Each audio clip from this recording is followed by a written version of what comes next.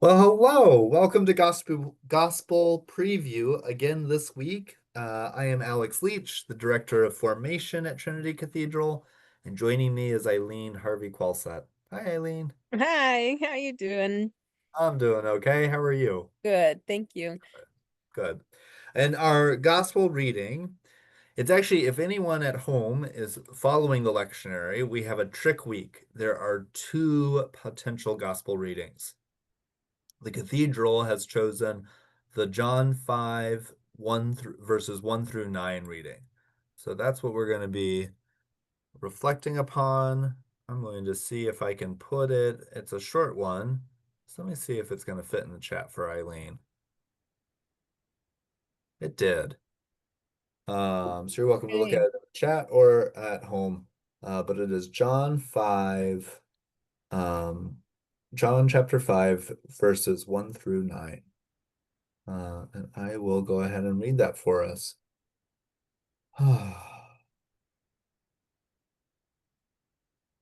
After Jesus healed the son of the official in Capernaum, there was a festival of the Jews, and Jesus went up to Jerusalem. Now in Jerusalem, by the sheep gate, there is a pool, called in Hebrew Beth-zatha, which has 5 porticoes. In these lay many invalids, blind, lame, paralyzed. One man was there who had been ill for 38 years. When Jesus saw him lying there and knew that he had been there a long time, he said to him, "Do you want to be made well?" The sick man answered him, "Sir, I have no one to put me in the pool when the water is stirred up, and while I am making my way, someone else steps down ahead of me." Jesus said to him, "Stand up, take your mat, and walk." At once the man was made well, and he took up his mat and began to walk. Now that day was a Sabbath.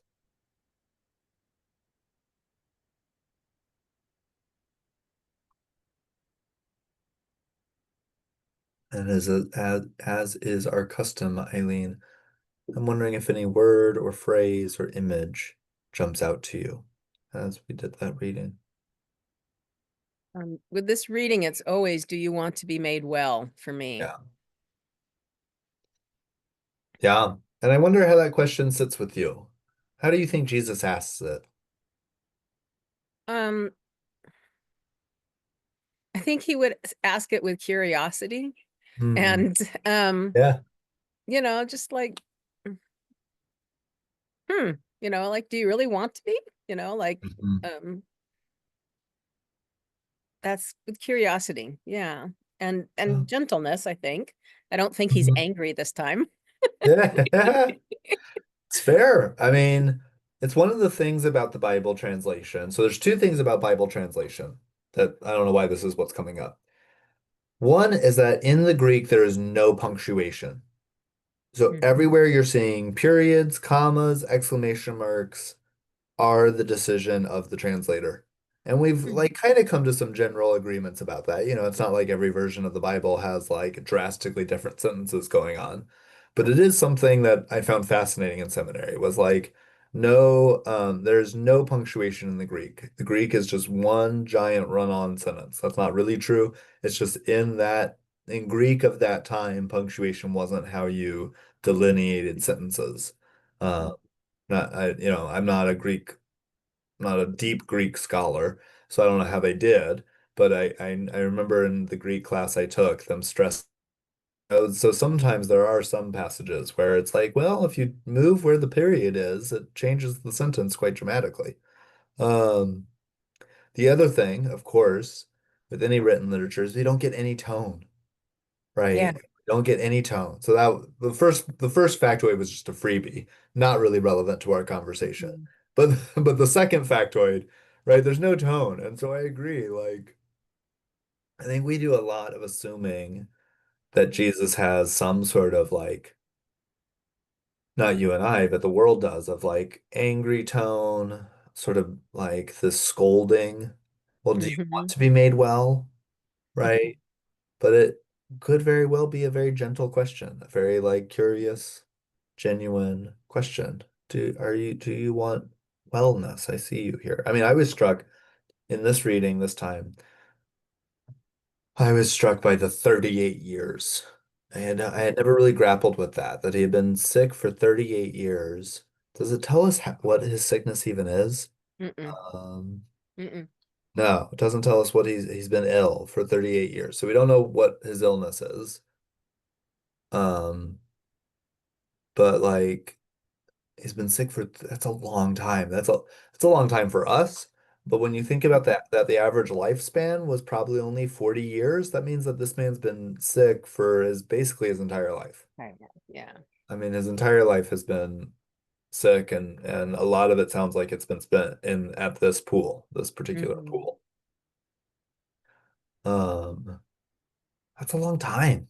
That's a long time to be sick. It is Yeah. a really long time to be sick. Yeah. Makes me think about the woman who had been bleeding for 12 years, Hmm. right? And she touches the fringe of his cloak and she's healed. And there's that. Um, it's funny because I hear preachers when they talk about the woman bleeding for 12 years and the doctors haven't been able to help her. They talk about that as like this great liberation story. Jesus is liberating this woman who has been oppressed by illness for 12 years, by bleeding for 12 years, and no doctor has been able to help her. And the text also says that she spent all her money on doctors, and preachers in 21st century America often then go, "Isn't healthcare expensive?" And everyone says yes. And so it's this whole liberation bit. Hmm. When I hear preachers talk about this one, I feel like they're always scolding the guy. And they're like, see, he has a bunch of excuses and he doesn't want to be made, he has a bunch of reasons why he can't be made well. And he should, I don't know what he's supposed to do. He's supposed to be more gracious. He's supposed to be more enthusiastic. I'm not sure how he was supposed to respond. But I always hear that, and it's I guess coming up because of that 38 years, like God, could I imagine living with something for 38 years and then someone ask, and then being scolded because I'm not enthusiastic enough about wanting to be made well after 38 years? That seems harsh, you know. It does. And I have to admit here that I am a bit what's the word? Uh Biased Yeah. in how Jesus is reacting because in the Chosen program, they've done this. The Chosen, it's about Oh, the Jesus show. and Yeah, yeah, yeah, yeah, yeah, yeah. yeah, yeah. The chosen. Yeah, Yeah. sorry. So So they they, did this one. oh, cool. Yeah. And Yeah. so, here's the pool and there's steps down to it. And in the movie, he can't walk. Mm, So he's like dragging himself across the sand to attempt to mm, get in the water, and people are just jamming in front of him, and he just cannot. And yeah, he's devastated. yeah. And then Jesus comes and um, do you want to be healed? And in the program, he brings up lots of different things, and Jesus kind of smiles and looks at him and says, "Do you want to be healed?" Mm, And then he has all these other things, and Jesus very mm, quietly says, "Do you want to be healed?" And mm. it takes him a moment to, Yeah, he's like thinking about it. And yeah, actually, I can't remember right now if he says yes in the program. right. And then Jesus says, "Stand Yeah, up take your mat and walk." yeah, And he just does that. right. And so that's where my gentleness here, Yeah, and I'm influenced by that. I appreciate that. Yeah. But even, it was just like, I'd say it was maybe, 2 years into education for ministry that I stopped giving Jesus an angry, mad voice and Yeah. thought, oh, what if he's not always angry? Uh, You know? uh, So, I yeah. mean, it so changed, Yeah. how I look at the Yeah. New Testament. But Absolutely. it's going to be noisy here for a minute. There's a plane going over. I don't know if That's you can okay. hear it. I can't. No. Okay, good. So, this is one of those things that I looked at even before I saw the movie or Mm, the program, The Chosen, where I started saying, I don't think this is where he's mad, you know? yeah. And Right. sometimes I found that he's really sad. And, you know, I Yeah. hadn't, you know, like, oh, well, this emotion fits so much better than being mad here, you know? Yeah. Yeah. Yeah. And that when you said that, when you said maybe he's sad here, that really touched something in me. Because again, I'm the one being tripped up on this 38 years. So he comes along, there's all these invalids sitting in these porticoes. Probably few of them would have been sick for 38 years and lived, right? I mean, and this guy's still living. Um, and Jesus singles him out, and perhaps that's why he's so sad about this man has been stuck here for so long, Mhm. for so long. I like that. I appreciate that. Oh, sorry, you were gonna say You're something. welcome. Well, I'm just thinking about, you know, the various things that we as humans deal with. You know, Peter says, "Why do I do the things that I do not want to do? And I do not do the things I want to, and I do the things that I do not want to do." Yeah, And this is, you know, that question: Do you want to be made well? You know, right. whether it's someone, you know, regardless what issue it is that you're facing, Yes, at some point in time, I have to ask myself, do I really want to not have that thing anymore? Do I right, really want to turn this over in prayer? Or am I right, holding on to it because it's familiar? right, And that's the other thing that really, you know, do you want that? right. You know, and sometimes it's like, yes, no, yes, no. Sometimes Yeah, it's like, no, not really. I'm not done whining, you know, and yeah, other times it's like, please, you know, yes, yeah, please. yeah. So, Well, and to add even more wrinkle to that, and sometimes at a conscious level, we're ready to be made well, but at an unconscious level, we're not, mhm. right? Like, and so, like, what's a good example in my life of that?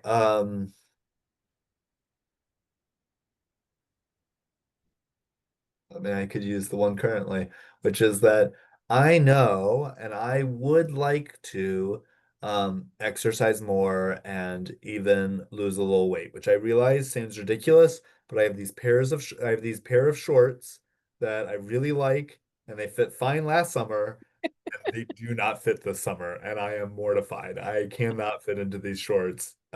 Yeah. And so like consciously I want that. Yeah.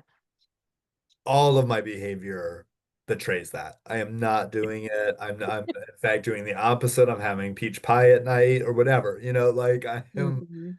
And so there's also that tension in us as humans, these complex beings that have trauma in our history, that have patterns of learned behavior, um, that have uh, desires that we may know aren't helpful, but we still desire them.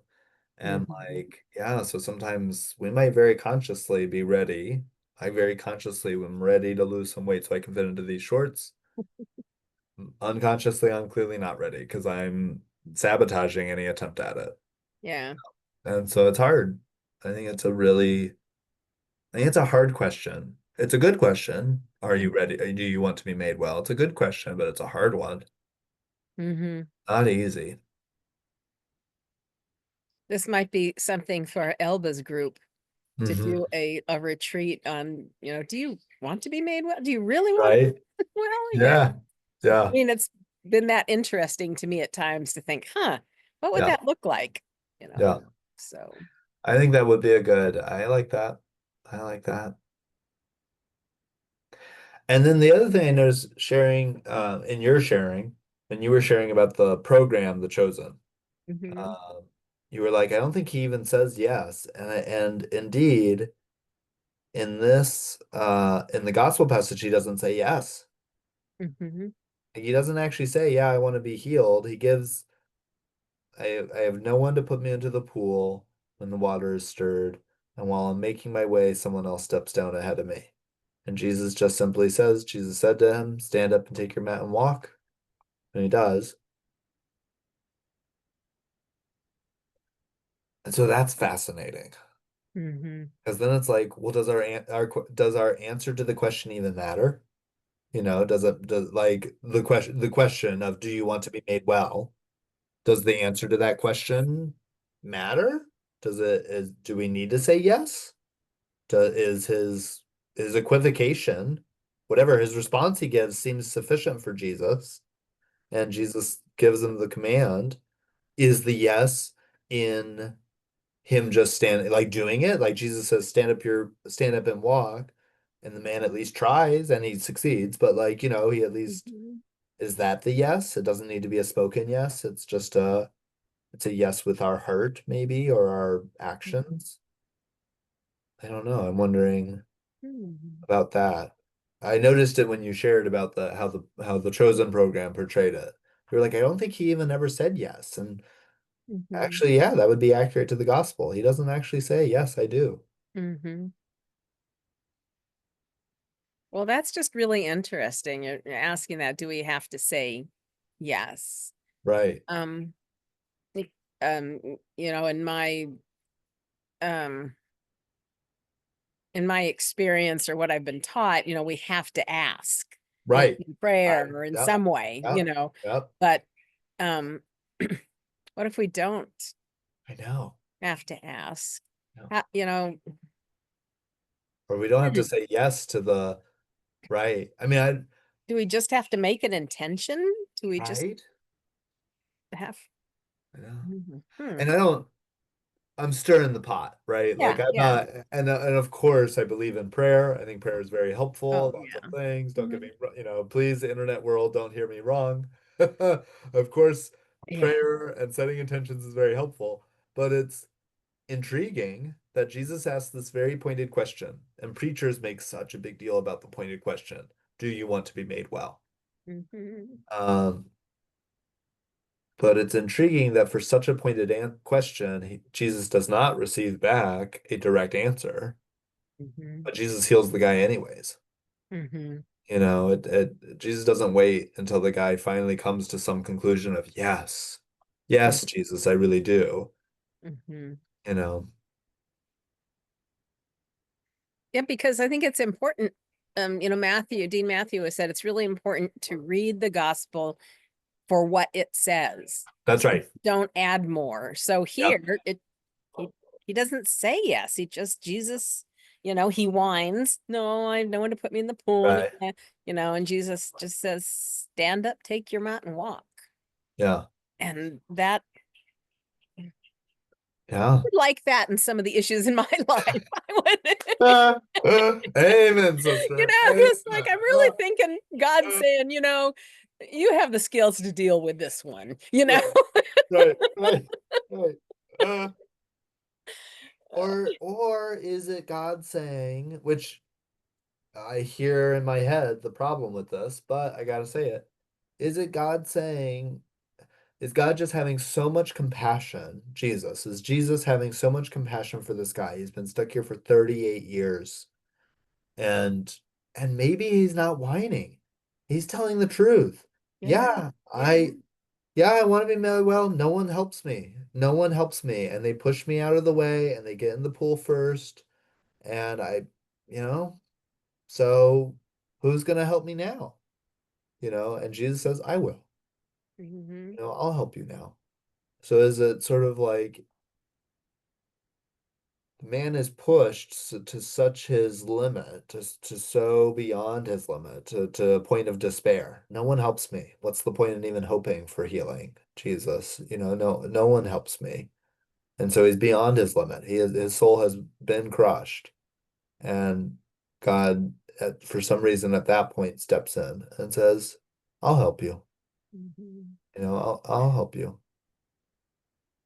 There's some shadow in that. Yeah. Why not all these other people? Why not? Why does it need to go that far? Blah, blah, blah. I hear all that in my brain too.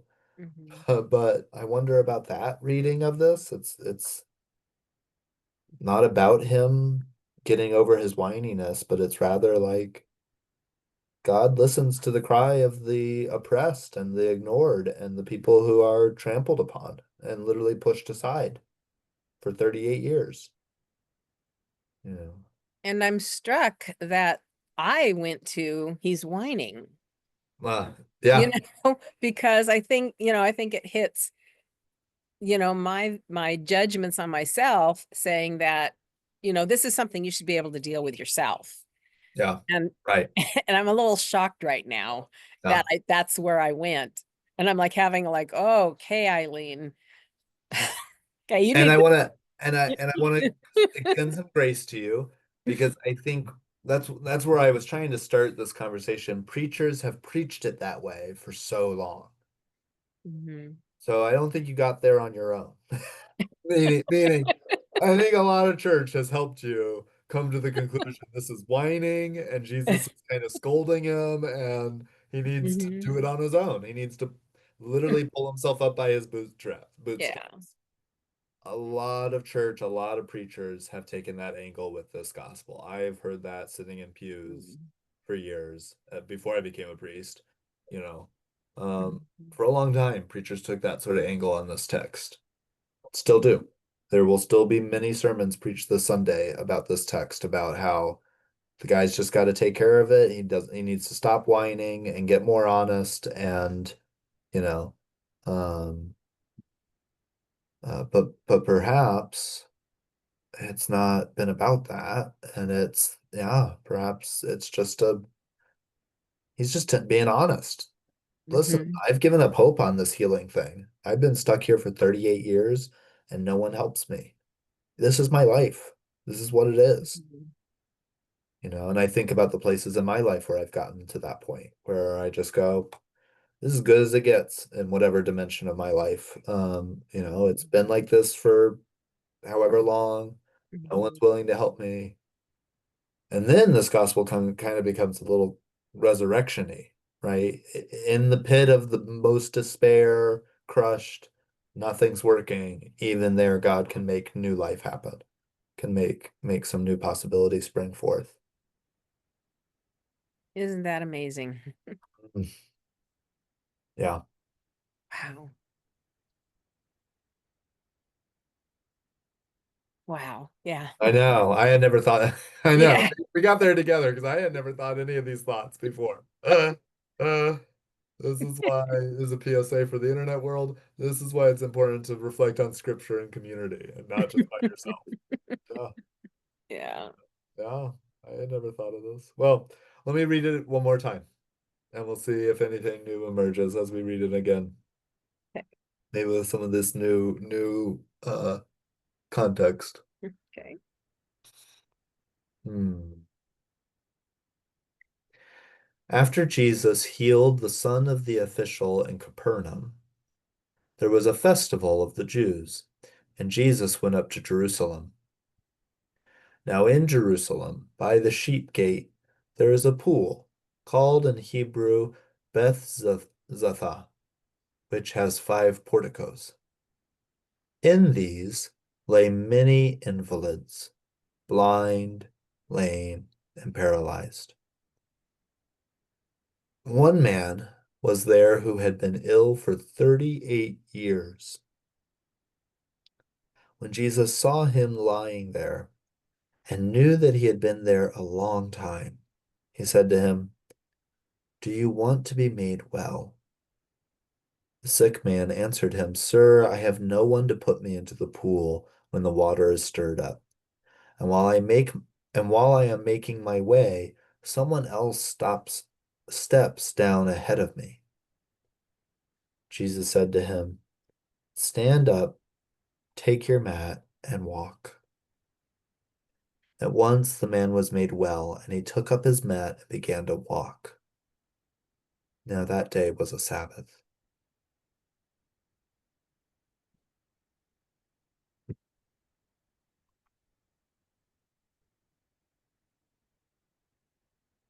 Hmm.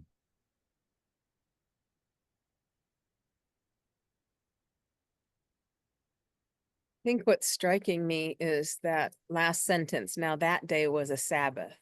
Mm-hmm. Because this is a time of no work, a time of rest. Right.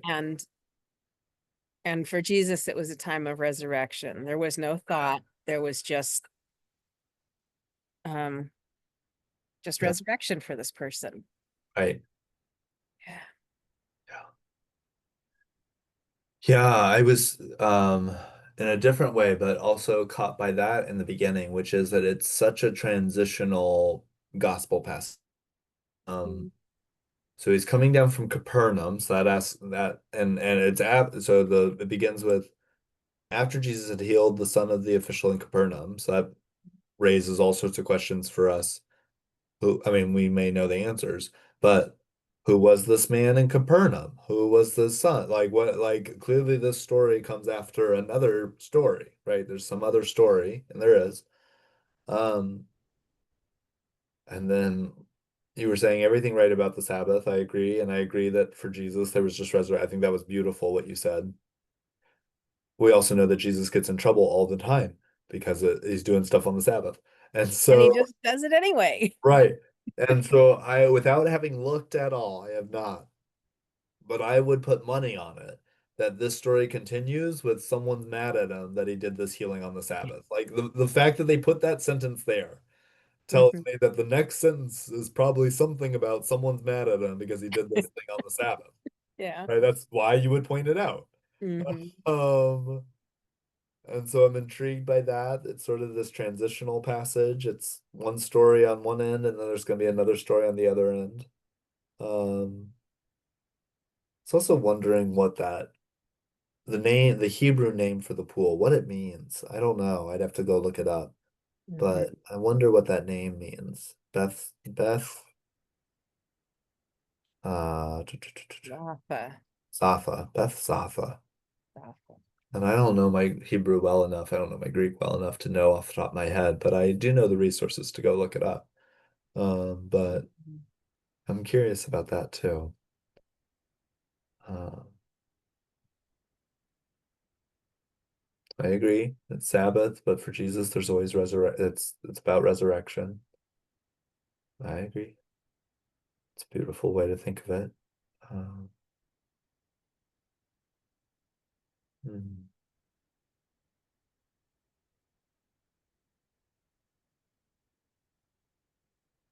I don't know if it's here or somewhere else.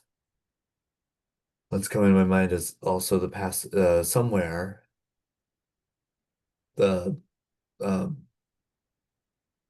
some Pharisees or Sadducees are mad at Jesus for doing healing on the Sabbath.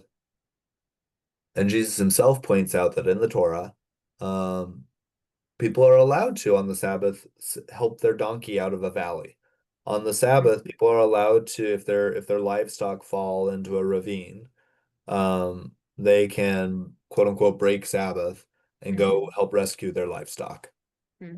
And Jesus points out that this is somewhere in the Torah. Hmm.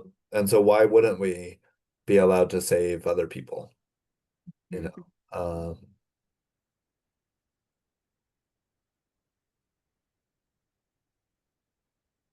so for some reason that was coming to mind as you talked about the resurrection. Mm.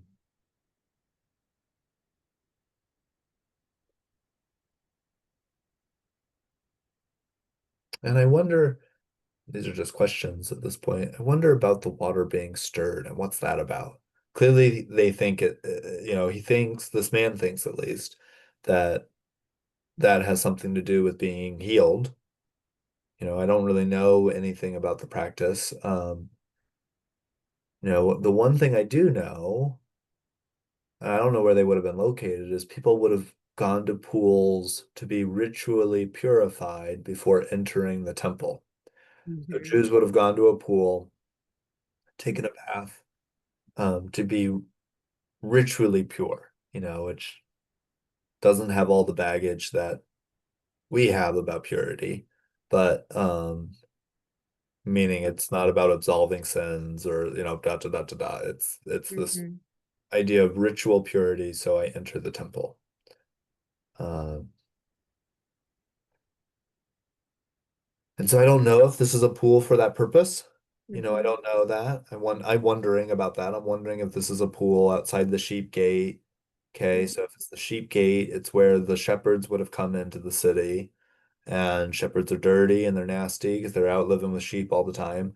Um, and so is it the pool that the shepherds go and wash up before they go into the temple? Is it, and I don't know any answers to this, but I'm just wondering, Yeah. I'm just wondering what this pool is and why does it exist? What's its stated function in the society, you know? Um, what and it's by the sheep gate. Why was Jesus coming by the sheep gate? Is that a normal way to come into Jerusalem at that time? Is it not? Hmm. I don't know. I mean, we do say Jesus is the good shepherd. Hmm. He didn't really have any sheep that we know about, but who knows? Uh, uh, The having grown up near to the beach, it yeah. makes me think when the water is stirred up that it's a tidal issue. Yeah. Maybe there was fresh water coming in or Mhm. something. So you had this Yeah. period of time that you Right. had to get into it or else it was gone. Right. And it got briny or stale or even just there's no water. Yeah. I Yeah. don't know. That's a good question. Yeah. I wonder about that too. I see what you're saying. Yeah. I know. I also wonder about, I mean, this is Jerusalem during Roman occupation. One of the things we know about Rome is that they were really good at building aqueducts, right? And aqueducts worked by at one end of the aqueduct, there's a pool. Is that what this pool is? Is it the town's drinking water? Is that which is gross, but And it's got to be an important pool because there's 5 porticos to get into it. There's yeah, 5 ways. It's not right. just like, yeah. Yeah. Yeah. Hmm. Yeah. I don't even know what a portico is. Do you know what a portico Yeah, is? it's like, a opening, and I Okay. always imagine them to be the oval ones that has a Sure. little bit of a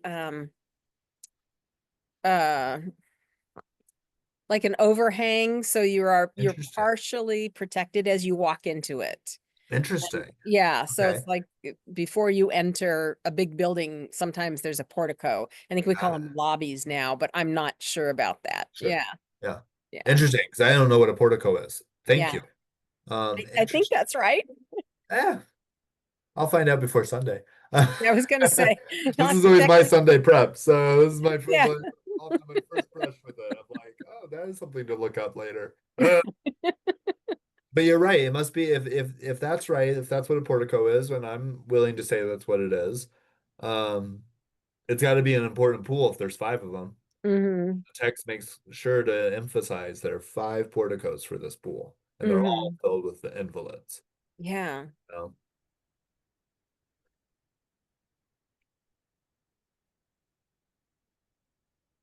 Yeah, I know.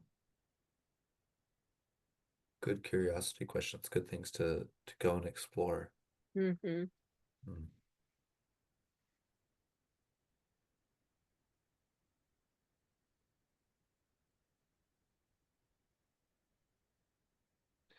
One thing that came up for me in that second reading, sort of adding to the narrative, this new narrative we've been constructing that perhaps the man is not whining and he's not giving any excuses. He just is answering Jesus's question. I don't have any hope for healing, Jesus. No one helps me, blah blah blah. Hmm. Is that if you know, um, of course this man doesn't think it's possible for Jesus just to snap his fingers and heal him, right? Hmm. Like let's Yeah. also give the guy this benefit of the doubt. Like the kinds of healings that are described in the Gospels would have been just as miraculous to Jesus's people as it is to us today, right? No Yeah. one was sitting there being like, well, if just the right rabbi would come along and snap his fingers, I'd be made well. No, no one, so to again add some benefit of the doubt to the sick man, when Jesus asks him, do you want to be made well? He's not thinking, oh, this man can heal me. He's just Hmm. thinking, do I want to be made well? Well, no one helps me. No one helps me get in the water, and everyone pushes in ahead of me. You know, Hmm. now I have some person after 38 years who's asking me, do I want to be made well? Do I want to be healed? You know?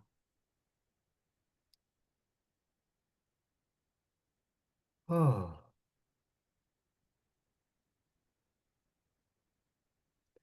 well, should we do one last reading and then I'll ask, what do we want to take from this today? All Mhm. right, we'll do one last reading, ask our final question. So again, John chapter 5, verses 1 through 9. After Jesus healed the son of the official in Capernaum, there was a festival of the Jews, and Jesus went up to Jerusalem. Now in Jerusalem, by the sheep gate, there is a pool, called in Hebrew Beth-zatha, which has 5 porticoes. In these lay many invalids, blind, lame, and paralyzed. One man was there who had been ill for 38 years. When Jesus saw him lying there and knew that he had been there a long time, he said to him, "Do you want to be made well?" The sick man answered him, "Sir, I have no one to put me into the pool when the water is stirred, and while I am making my way, someone else steps down ahead of me." Jesus said to him, "Stand up, take your mat, and walk." At once the man was made well, and he took up his mat and began to walk. Now that day was a Sabbath.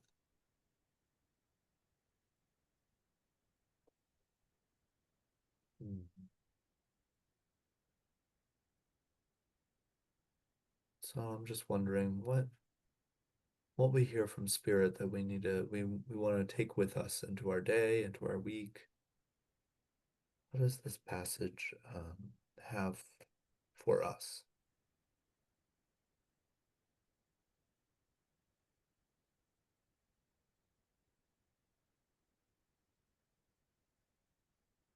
Well, I think it might be a good thing to put on the door and on the mirror and on the wall and everything that says, "Do you want to be made well?" Yeah, yeah. 'Cause, there are things, yeah, I've carried for 38 years, that I Mhm. would like to put down. And um, I make stabs at it, but maybe I need maybe this is something I can't do. Maybe this is something I have to say. um, I have to really give over. Yeah, And how amazing would that be? yeah, I mean, yeah. yeah. I like that. I agree. I agree. I think for me, and where I am today, I need that. I need what you said, which is this is a resurrection story, and that on the Sabbath there's resurrection. That just this like the hope that even when it feels hard and no one's helping you or whatever, you're feeling crushed by life, that feels a little more. I don't feel like no one's helping me. That doesn't feel true to my experience, but Hmm. I do feel the crushed by life. That I feel, you Hmm. know. That there is resurrection, that God still can do miraculous things, that new beginnings can still emerge, you know. And that's nice. Just overwhelmed with gratitude. Yeah. Yes. Yeah. Shift that overwhelm. Yes. Well, thank you, Eileen. I think this has been a rich conversation. It's really taken this gospel reading apart for me. Uh, I liked it. So do I. Good. Well, I'm going to end our recording here, and thank you so much for joining us. You're welcome. See you next time. The next time.